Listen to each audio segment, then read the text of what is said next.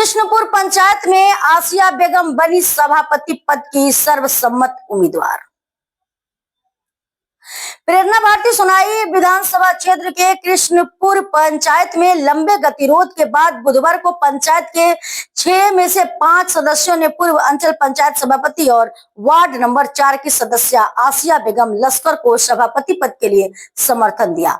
2 अन्य सदस्य भी समर्थन में है, हालांकि वे बैठक में अनुपस्थित रहे।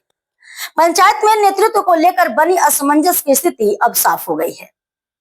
आसिया बेगम लश्कर আমরা গ্রামের মানুষের প্রায় মেজরিটি মতামত লইয়া প্রত্যেক গ্রুপ মেম্বার বা গ্রুপ মেম্বারের প্রতিনিধি যারা আছেন মেজরিটি মানুষের মতামত লইয়া দেখা গেছে যে আমরুলক লস্করকে পঞ্চায়েত বানানোর একজন যোগ্য প্রার্থী হিসাবে আমরাও গ্রামের মানুষের মতামত দিয়া আজকে আমরা প্রেস মিট দিলাম।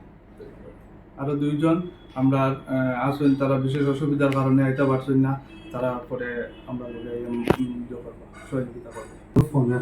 এখন আমি 2 নম্বর গ্রুপের মেম্বার, আমার নাম কি সাজু আহমেদ লস্কর। আমার 1 নম্বর গ্রুপের মেম্বার নাম আব্দুল কাদির বরভূঁইয়া। আর আমার 3 নম্বর গ্রুপের মেম্বার প্রতিনিধি সাকিনা বেগম লস্কর আর তার প্রতিনিধি আবুল হক লস্কর। তারপরে 6 নম্বরের নরেন সিনহা আর 4 নম্বরের মেম্বারের প্রতিনিধি আবুল হক লস্কর।